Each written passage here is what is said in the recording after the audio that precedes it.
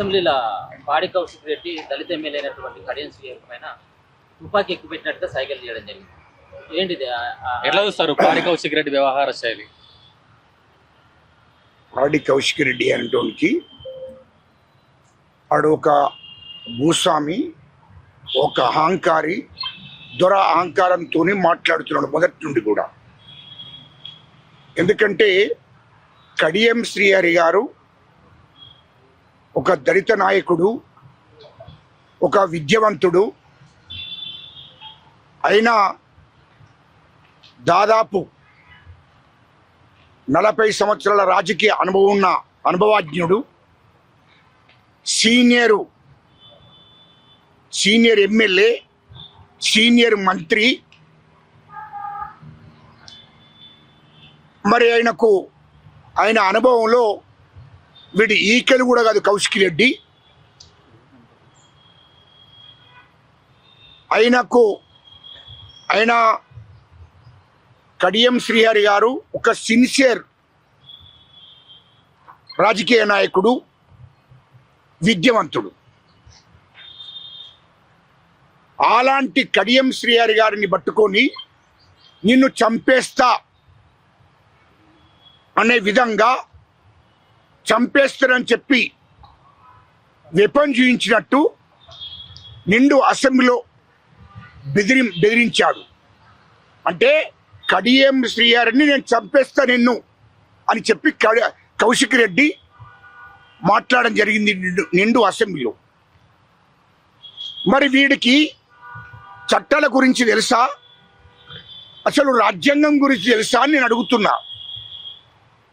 వీడు నిండు అసెంబ్లీలో ఒక దళిత నాయకుడిని, ఒక ఎమ్మెల్యేను, సీనియర్ మంత్రిగా, ఈ రాష్ట్రానికి డిప్యూటీ సీఎంగా, ఒక సీనియర్ రాజకీయ నాయకుడు, ఒక విద్యావంతుడు, అటువంటి కడియం శ్రేణిని పట్టుకొని నిన్ను చంపేస్తారని చెప్పి కౌశిక్ రెడ్డి బెదిరియడం, ఇది ఎంతవరకు కరెక్ట్ అని నేను అడుగుతున్నా.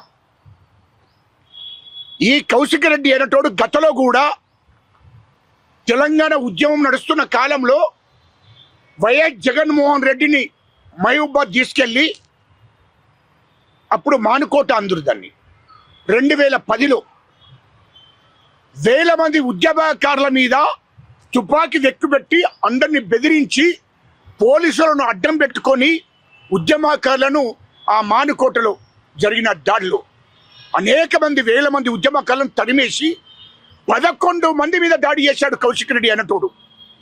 తెలంగాణ రాష్ట్రం రావాలని ఉద్యమం చేసిన యువత మీద 11 మంది మీద దాడి చేస్తే కాళ్ళు రెక్కలు ఇరిగి చావు బతుకుల మధ్యలో వాళ్ళని విడిచిపెట్టిండు. అప్పుడు వరంగల్ హాస్పిటల్కి వాళ్ళని తీసుకుపోవడం జరిగింది. ఇది వాడి చరిత్ర కౌశిక్ రెడ్డి. అంటే కౌశిక్ రెడ్డి అనేటోడు ఆనాడు తెలంగాణ రాష్ట్రం కోసం కొట్లాడినటువంటి ఉద్యమకారుల మీద, తెలంగాణ రాష్ట్రం రావాలని చెప్పి పోరాటం చేస్తున్నటువంటి ఉద్యమకారుల మీద కూడా వీడు దాడి చేయడం జరిగింది. వేల మంది మీద, ఒక 11 మంది మీద దాడి చేసి చావు బతుకుల మధ్యలో వాళ్ళని వదిలేశాడు, వాళ్ళ కాళ్ళు రెక్కలు ఇరుగొట్టి. అటువంటి దుర్మార్గుడు కౌశిక్ రెడ్డి అనేటోడు. అదేవిధంగా హుజురాబాద్ నియోజకవర్గంలో కొంతమంది బడాబాబులతో మీటింగ్ పెట్టి వాడు ఏమంటాడంటే మాలామాదిగల గురించి, అరే ఇలాంటి సీక్రెట్ మీటింగ్లకు మాలామాదిగోలను రానియకండి, మాలామాదిగోలకు కుక్కకు బొక్కేస్తే ఎట్లా నడుపుకుంటుంటారో మాలామాదిగలు కూడా అట్లనే ఉంటారు.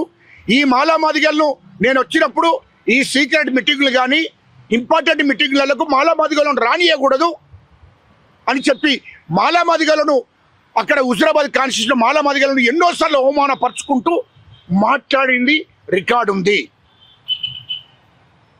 అంటే వాడు హుజురాబాద్లో కూడా మాలామాదిగోళ్ళు అంటే కించపరిచినట్టు, అవమానపరిచినట్టు మాట్లాడడం జరిగింది అనేక సార్లు.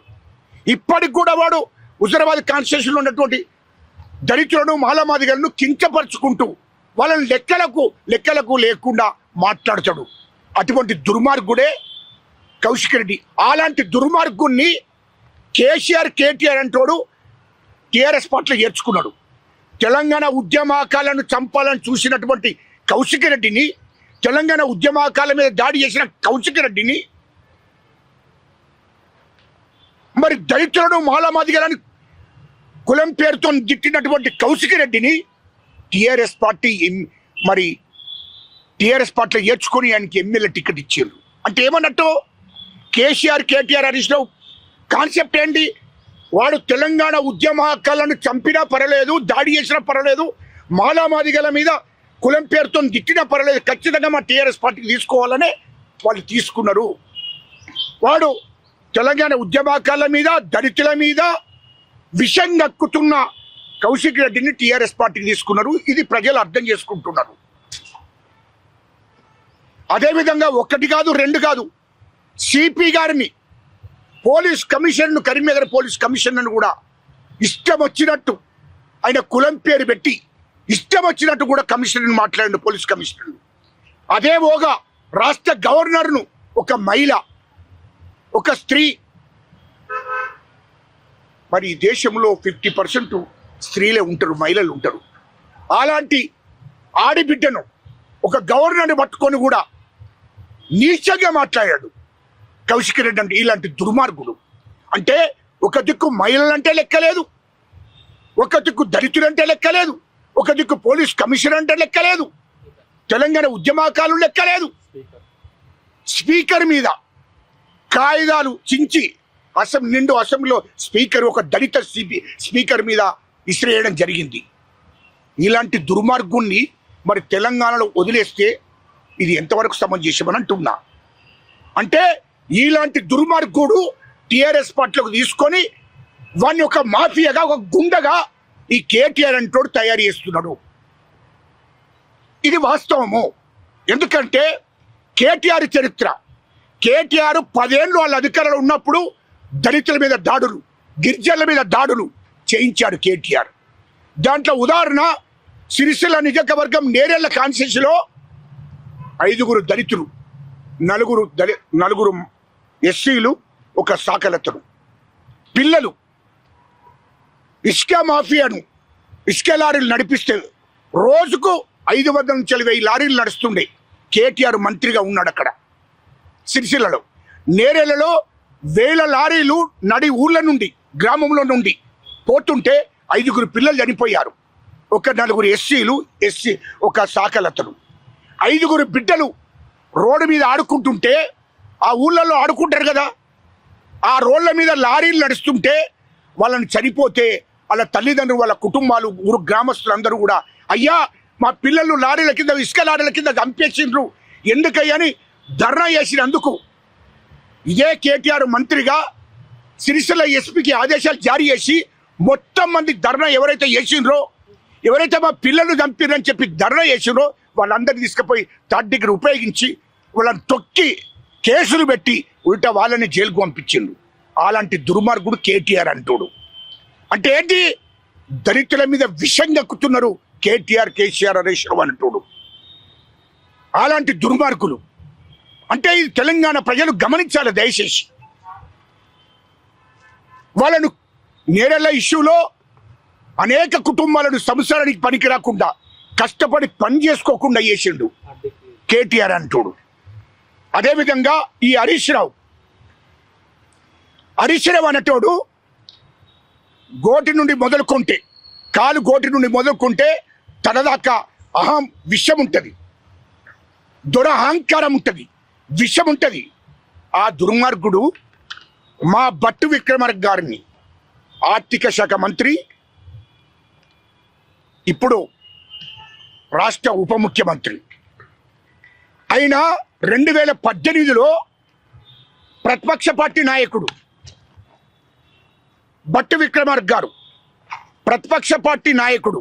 మాకు కాంగ్రెస్ పార్టీలో ఇంతమంది సీనియర్లు, ఉత్తమ కుమార్ రెడ్డి గారు, సబితా ఇందర్ రెడ్డి గారు, డికే అన్న లాంటి వాళ్ళు చాలామంది సీనియర్లు ఉండడం కూడా మా కాంగ్రెస్ పార్టీ హైకమాండ్ భట్టి విక్రమార్క గారిని ప్రతిపక్ష పార్టీ నాయకుడిగా చేసింది 2018లో. ఇది ఓర్చుకోలేక కేసీఆర్, కేటీఆర్, హరీష్ రావు ఓర్చుకోలేక ఒక దళితుడు ఒక ప్రతిపక్ష పార్టీ హోదా కలిగి ప్రతిపక్ష పార్టీ నాయకుడు ఉన్నాడని చెప్పి కేసీఆర్, కేటీఆర్, హరీష్ రావు అనేటోడు విషం నక్కి ఒక దళితుడు ప్రతిపక్ష పార్టీ నాయకుడుగా ఉంటాడా? ప్రతిపక్ష పార్టీ హోదా కలిగి ఉంటే వాళ్ళు ఓర్చుకోలేక ప్రతిపక్ష పార్టీ హోదా లేకుండా చేసిండ్రు. సబితా ఇందర్ రెడ్డి గారిని, సుధీర్ రెడ్డి గారిని, వీళ్ళందరినీ కూడా కాంగ్రెస్ పార్టీ 18 మంది ఎమ్మెల్యేలను వాళ్ళు కొనుగోలు చేసిండ్రు. డబ్బులు ఇచ్చి, బెదిరించి, పదవులు ఇస్తారని చెప్పి భ్రమను పెట్టి కాంగ్రెస్ ఎమ్మెల్యేలందరూ తీసుకుంటే కాంగ్రెస్ పార్టీకి ప్రతిపక్ష హోదా తీసేసిండ్రు. అది ఒక దళితుడు ప్రతిపక్ష పార్టీ నాయకుడు ఉండకూడదని భట్టు విక్రమార్క గారికి ప్రతిపక్ష హోదా లేకుండా చేసినటువంటి చరిత్ర కేసీఆర్, హరీష్ రావు, కేటీఆర్ది. వీళ్ళు దురహంకారంతో ఒక దళితుడు ప్రతిపక్ష పార్టీ నాయకుడు ఉండకూడదని చెప్పి ప్రతిపక్ష పార్టీ హోదా లేకుండా చేసిన మొత్తం కాంగ్రెస్ పార్టీ ఎమ్మెల్యేలు కొనుగోలు చేసిండ్రు. అటువంటి దుర్మార్గులు కేసీఆర్, కేటీఆర్, హరీష్ రావు. వీళ్ళను తెలంగాణ ప్రజలు క్షమిస్తారని అంటున్నా. అదే విషయం ఇప్పుడు కక్కుతున్నాడు హరీష్ రావు. ఒక రాష్ట్రానికి ఆర్థిక శాఖ మంత్రి, రాష్ట్ర డిప్యూటీ సీఎం ఉంటే ఆర్థిక శాఖ మంత్రి అంటే ఏంటి? ఎస్సీలకు, ఎస్టీలకు, బీసీలకు, మైనార్టీలకు, రెడ్లకు, బ్రాహ్మణులకు, వైశ్యులకు, అన్ని వర్గాలకు, బ్రాహ్మణులకు, అన్ని వర్గాలకు కూడా సమానంగా సామాజిక న్యాయం జరగాలనే ఒక లక్ష్యంతో బడ్జెట్ రూపొందించిండు మా ఆర్థిక శాఖ మంత్రి భట్టు విక్రమార్క గారు. అందరికీ సామాజిక న్యాయం జరగాలి, తెలంగాణ ప్రజలందరికీ కూడా సామాజిక న్యాయం జరగాలి, కార్మికులకు, కర్షకులకు, యువతకు, విద్యార్థులకు, ఉద్యోగులకు అందరికీ కూడా సామాజిక న్యాయం జరగాలనే ఆలోచనతో, లక్ష్యంతో మరి బడ్జెట్ను రూపొందించాడు. అటువంటి బడ్జెట్ను రూపొందించిన భట్టు విక్రమార్క గారిని హరీష్ రావు ఇష్టం వచ్చినట్టు అంటే నిండు అసెంబ్లీలో ఇష్టం వచ్చినట్టు మాట్లాడిండు. నీకు బడ్జెట్ను రూపొందించరాదు, బడ్జెట్ను పెట్టరాదు, లేకుంటే నీకు అవగాహన లేదు అన్నట్టు మా భట్టు విక్రమార్క గారిని నడి అసెంబ్లీలో హరీష్ రావు విమర్శిస్తాడు. ఒక దళితుడు కాబట్టి మా భట్టు విక్రమార్క గారిని ఆర్థిక శాఖ మంత్రి, డిప్యూటీ సీఎంను ఓర్వలేక ఇష్టం వచ్చినట్టు హరీష్ రావు కించపరిచినట్టు మాట్లాడాడు. అంటే ఒక దళితుడు ఆర్థిక శాఖ మంత్రి ఉండకూడదు, ఒక దళితుడు రాష్ట్రానికి ఉప ముఖ్యమంత్రి ఉండకూడదు. అటువంటి దుర్మార్గమైన ఆలోచన చేసి హరీష్ రావు అన్నట్టు దళితుల మీద విషం ఎక్కుతున్నాడు. ఇలాంటి దుర్మార్గులను ఈ రాష్ట్ర ప్రజలు క్షమిస్తారని అడుగుతున్నా. అరే, ఆనాడు దళితుడిని ముఖ్యమంత్రి చేస్తారని కేసీఆర్ మోసం చేసిండు. ఆనాడు ఆర్థిక శాఖ మంత్రి హరీష్ రావు అన్నట్టు వానికి చదువు లేదు, కానీ మా భట్టు విక్రమార్క గారు యూనివర్సిటీ చదువుకున్నాడు, విద్యావంతుడు, జ్ఞానవంతుడు, తెలివివంతుడు. మా భట్టు విక్రమార్క గారికి అన్ని వర్గాల గురించి అవగాహన ఉన్నది, చదువుకున్న విద్యావంతుడు. ఒరే లుచ్చానా కొడుక, నువ్వు చదువుకోలేదు, నువ్వు ఆర్థిక శాఖ మంత్రిగా ఉండి నువ్వే మొత్తం దోసుకున్నావు తప్ప ఇలా నువ్వు 25,000 కోట్లు సింగపూర్లో పెట్టాము. ఎవడబ్బ సొమ్మురా లుచ్చానా కొడుక ప్రజలకు చెప్పు. ఇలా హైదరాబాద్ చుట్టూ దాదాపు 1000 ఎకరాల భూమి ఉన్నది హరీష్ రావు నీకు. కేటీఆర్కు 1000 ఎకరాల భూమి, 1000 ఎకరాల భూములు ఉన్నాయి హైదరాబాద్ చుట్టూ. కేసీఆర్కు 1000 ఎకరాల భూములు ఉన్నాయి. వీటి గురించి ఎప్పుడు రాబోదలు? మా భట్టు విక్రమార్క గారు ఏమన్నా 1000 ఎకరాలు సంపాదించుకున్నాడరా, ఆస్తులు సంపాదించుకున్నాడరా? అన్ని వర్గాలకు, తెలంగాణ ప్రజలకు న్యాయం జరగాలని ఆలోచన చేసి ఆ బడ్జెట్ను రూపొందిస్తే అంటే దళితులకు, అణగారిన కులాలకు, అట్టడుగు వర్గాలకు సామాజిక న్యాయం జరిగేటట్టు ఈ బడ్జెట్ రూపొందించడం మనసులో పెట్టుకొని దాని మీద విషం ఎక్కుతున్నాడు హరీష్ రావు అన్నటోడు. ఇంత దుర్మార్గులు అంటే, నేను ఆర్థిక శాఖ మంత్రి ఉన్నా, ఒక దళితుడు ఆర్థిక శాఖ మంత్రి ఉన్నాడు, కాంగ్రెస్ పార్టీ చేసిందనే దృష్టిలో పెట్టుకొని డిప్యూటీ సీఎంగా ఉన్నాడు అని ఓర్వలేక దళితుడిని ఇష్టం వచ్చినట్టు కించపరుస్తున్నారే. ఏం తమాషా చేస్తున్నారా నా కొడుకులారా మీరంతా? ఈ రాష్ట్రంలో అణగారిన కులాల మీద విషయం కక్కుతున్నారు, దళితుల మీద విషయం కక్కుతున్నారు, ఇష్టం వచ్చినట్టు మాట్లాడుతున్నారు. లుచ్చానా కొడుకులారా మిమ్మల్ని వదిలే ప్రసక్తే లేదు. అందుకోసమే కౌశిక్ రెడ్డిని కేటీఆర్ హరీష్ రావు అనేటోడు వెనుక ఉండి ఒక మాఫియాను రాష్ట్రంలో మెయింటైన్ చేసి దళితుల మీద అణగారిన కులాల మీద దాడులకు పూనుకుంటున్నారు. వీళ్ళను క్షమించేది లేదు. అందుకోసమే కౌశిక్ రెడ్డి గారికి చెప్తున్నా, అరే కౌశిక్ రెడ్డి, నువ్వు అసెంబ్లీలో మా కడియం శ్రేణిని బెదిరించావే, ఇట్లా నేను రివర్వల్ పెట్టి అంటే నేను చంపేస్తాను బెదిరించావే, అరే నీ దమ్ముంటే రారా కేటీఆర్ హరీష్ రావు మీరందరూ రండిరా బయటికి. నా కొడుకులారా, ఈ రాష్ట్రంలో దళితుడు గిట్ట తిరుగుబాటు మొదలు పెడితే ఈ రాష్ట్రంలో కానీ దేశంలో 30 కోట్ల మంది దళితులు ఉన్నామురా. 30 నుంచి 40 కోట్ల మంది దళితులు ఉన్నారు, 60 కోట్ల మంది బీసీలు ఉన్నారు. లుచ్చానా కొడుక, మేము దలుచుకుంటే తొక్కెత్తాము నా కొడుకులారా. 0.5 ఉన్నారు మీరంతా. ఏంటిరా మీ రాష్ట్రంలో? అందుకోసమే తాడోపేట తెలుసుకుంటాం. ఇక మిమ్మల్ని క్షమించేది లేదు. ఎందుకంటే మీరు దళితుల మీద, అణగారిన కులాల మీద, బీసీల మీద విషం కక్కుతున్నారు. మిమ్మల్ని క్షమించేది లేదు. ఏం కౌశిక్ రెడ్డి, నువ్వు ఇష్టం వచ్చినట్టు పోలీస్ కమిషనర్ను మాట్లాడితే నన్ను ఏం చేయలేదు, రాష్ట్ర గవర్నర్ను మాట్లాడితే నన్ను ఏం చేయలేదు అనుకుంటున్నావు. ఇలా తెలంగాణ ఉద్యమకాలను చంపడానికి ప్రయత్నం చేస్తే కూడా నన్ను ఏం చేయలేదు అనుకుంటున్నావు. నువ్వు నీ చరిత్ర మొత్తం మాకు తెలుసు. ఇయ్యలో కడియం శ్రీయారిని కూడా నువ్వు మాట్లాడావు, చంపేస్తారని చెప్పావు పెద్దయ్యాడు. నీ సంగతి తేల్చుకుంటా నేను. 4వ తారీఖు నాడు, ఏప్రిల్ 4వ తారీఖు నాడు చలో హుజురాబాద్లో 65 నుంచి 70,000 మంది దళితులు ఉంటారా. 21,000 కుటుంబాలు దళితులు ఉంటారు. అదే హుజురాబాద్లో నీ సంగతి తేల్చుకోవడం కోసం 4వ తారీఖు నాడు వస్తున్నా. 4వ తారీఖు నాడు రాష్ట్రంలో దళితులు, కరీంనగర్ జిల్లాలో ఉన్న దళితులు, ఆ నియోజకవర్గం ఉన్న దళితులందరూ కూడా హుజురాబాదు కాన్సెన్స్కి వస్తున్నాం. అదే హుజురాబాద్ నడిబొడ్డులో అంబేద్కర్ స్టాచ్యూ దగ్గరికి వస్తున్నాం. 4వ తారీఖు నాడు నీ సంగతి అంతా అక్కడ తెలుసుకుంటాం. నా కొడుక, ఏందిరా నువ్వు ఒక బుచ్చగాన్ లెక్క, నీ భార్య, నీ బిడ్డ, నువ్వు మేము చచ్చిపోతాం, ఒరే రండనా కొడుక మేము చచ్చిపోతామని చెప్పి ప్రజలను మభ్యపెట్టి మోసం చేసి చచ్చిపోతామంటే ఈ కాన్సెన్స్లో ఈ లంబి కొడుకులు సరిపోనికరని చెప్పి ప్రజలు క్షమించి నువ్వు ఓట్లేసిర్రు. చచ్చిపోతామని చెప్పినవురా. అందుకోసమే అక్కడ నియోజకవర్గ ప్రజల్ని ఓట్లేసినందుకు నువ్వు దళితుల మీద, అణగారిన కులాల మీద విషం కక్కుతున్నవే. ఒక గవర్నర్ అనే మహిళ మీద విషం కక్కావే. ఇష్టం వచ్చినట్టు నోటి బూతులు మాట్లాడావే. నీ సంగతిగా తేల్చుకుంటా. ఇక తాడోపేడ తెలుసుకొని విడిచిపెట్టే ప్రసక్తే లేదు. కౌశిక్ రెడ్డి ఎనటోన్ని రోడ్ల మీద కూడా తిరగని నా కొడుక. నువ్వు అనుకుంటున్నావు మేము గాజులు వేసుకుని ఉన్నావురా, మేము దళితులందరూ అణగారిన కులాలలో గాజులు వేసుకొని ఉన్నారు అనుకుంటున్నావా? నీ సంగతి తేల్చుకుంటా. నువ్వు చూసుకో, నీ సంగతి ఏం కావాలో నేను తెచ్చుకుంటా. నువ్వు చంపుతానంటావు. మేము అనుకుంటే 5 నిమిషాలు కూడా పట్టదు నా కొడుక. 5 నిమిషాలు పట్టదు కౌశిక్ రెడ్డి. నాకు ఛాలెంజ్ చేస్తున్నా. నీ సంగతి తెచ్చుకోకుండా ఈ రాష్ట్రంలో నువ్వు ఎట్లా తిరుగుతావో, నువ్వు ఎట్లా పోటీ చేస్తావో నేను చూస్తున్నా. హుజురాబాద్లో నేను చూస్తానని చెప్తున్నా కదా. 4వ తారీఖు నాడు వస్తున్నా. నీ దమ్ముంటే ఎదుర్కోరా. 4వ తారీఖు నాడు దళితులందరినీ ఏకం చేసి, అన్నగారిన కులను ఏకం చేసి, నీవు వార్డు మెంబర్ కూడా గెలవకుండా చేస్తాను నా కొడుక. నువ్వు హుజురాబాద్లో 4వ తారీఖు నాడు చలో 4వ తారీఖు అని ప్రోగ్రాం పెట్టాను. 4వ తారీఖు నాడు ఆ అంబేద్కర్ స్టాచ్యూ దగ్గర ఈ భవిష్యత్ కార్యక్రమాన్ని రూపొందించుకుంటామని ఈ సందర్భంగా తెలియదు. 100% దళితులను, ముఖ్యంగా దళితులకు పిలుపునిస్తున్నా. కాంగ్రెస్ పార్టీ కార్యకర్తలు అందరూ కూడా వస్తారు.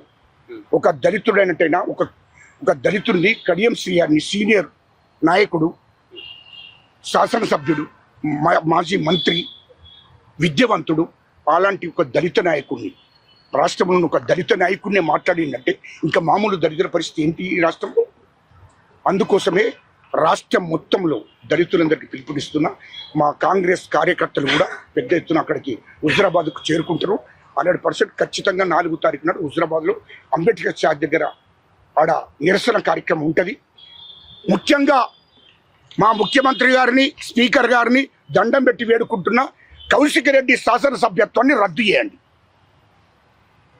అలాంటోడు చట్టసభలలో ఉండకూడదు. కౌశిక్ రెడ్డి లాంటి గుండా రౌడీ, ఒక విభచారి అసెంబ్లీలో ఉండకూడదు. వాని శాసనసభ్యత్వాన్ని రద్దు చేయడం కోసమే నేను నిరసన కార్యక్రమం హుజురాబాద్లో పెడుతున్నా, వాని కాన్స్టిట్యూషన్లో పెడుతున్నా. కాబట్టి అక్కడనే మా భవిష్యత్ కార్యాచరణ ప్రకటిస్తారని చెప్తున్నా. అంటే నిర్బంధం చేస్తారని భయం ఏం లేదంటారా? అంటే ఎవరికి నిర్బంధం కూడా చేస్తున్నాడు. మా ప్రభుత్వానికి తెలుసు, ప్రభుత్వాన్ని రిక్వెస్ట్ చేయడం కోసం అడిగి పోతున్నాం. ఖచ్చితంగా శాసనసభ్యత్వాన్ని రద్దు చేసేదాకా మా పోరాటం ఆగదని చెప్తున్నాం.